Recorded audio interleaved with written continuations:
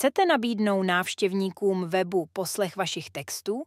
Chcete udělat z vašich textů podcast, ale nemáte ve svém okolí nikoho, kdo umí mluvit na mikrofon? Svěřte to umělé inteligenci. Umí už i česky a jde to i zdarma. Proč poskytovat text jako audio? Důvodů bude víc, mě napadají minimálně 2. Za prvé, pokud máte obsahový web nebo blog, můžete audioverzí oslovit nové čtenáře nebo spíše posluchače, kteří se pohybují například jen na YouTube a texty nečtou. Za druhé, máte ve své cílové skupině zrakově postižené čtenáře, nebo je nemáte, ale chtěli byste mít. Ještě před pár měsíci byla taková výroba audioverze textového obsahu poměrně komplikovaná a drahá záležitost.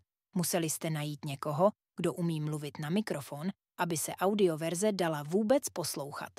Museli jste si koupit nebo pronajmout zařízení, které hlas použitelně zaznamená, na mobil to fakt namluvit nejde.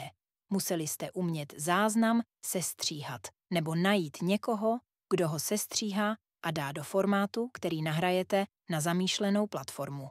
A nakonec jste všechny ty lidi museli zaplatit.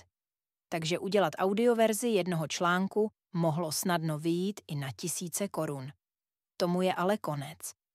Audio vašeho textu můžete mít doslova za pár korun a za pár minut.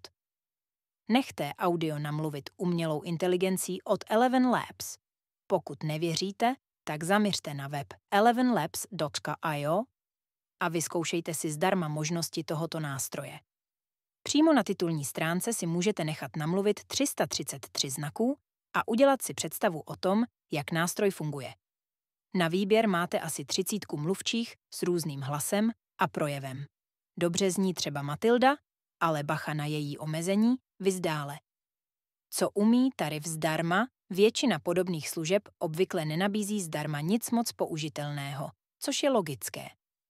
Eleven Labs vám ale poskytne docela slušné možnosti i bez placení.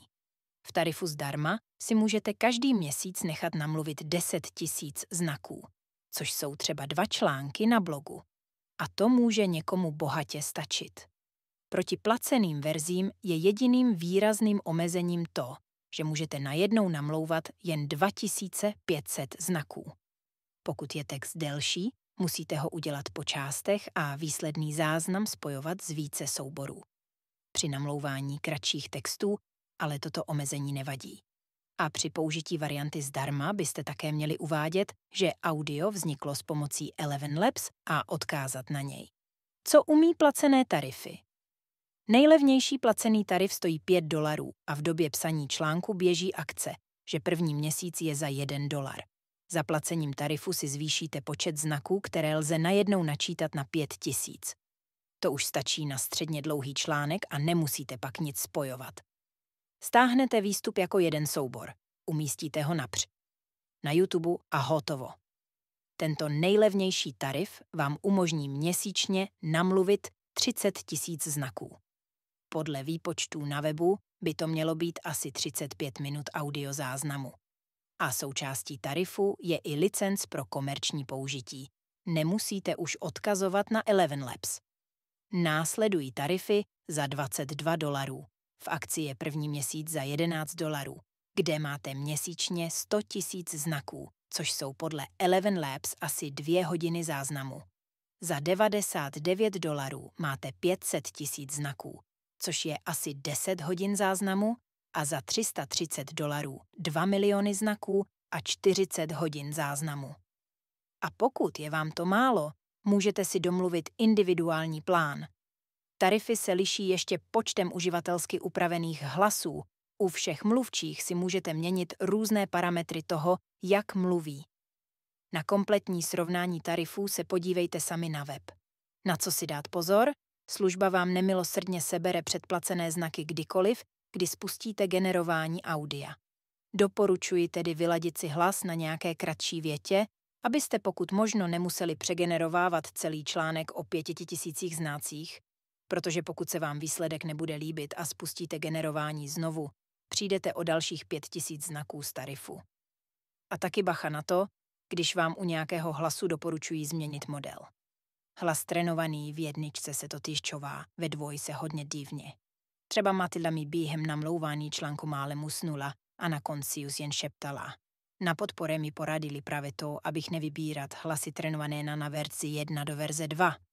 Umělá inteligence může mluvit i vaším hlasem. Chcete text načíst vaším hlasem, ale přitom se vůbec nenamáhat čtením. I to je možné. Do Eleven Labs můžete nahrát nahrávky svého hlasu a on se vás naučí imitovat. Že z toho trochu mrazí? Co se dá dělat? Budoucnost je tady. A herci nebudou mít co žrát? Zatím bych se asi na místě skvělého mluvčího nebál. Pořád je z výsledku patrné, že nemluví člověk, v případě, že je ten člověk trochu divný. Ale přitom, jakou šílenou rychlostí pádí umělá inteligence kupředu, bych se vůbec nedivil, kdyby například béčkové filmy brzy dabovala umělá inteligence a nikomu to nebude vadit. A navíc klidně hlasem oblíbených herců, protože se je naučí. Takže o práci se na rozdíl od herců určitě zatím nemusí bát právníci, kteří budou řešit spory na tomto poli.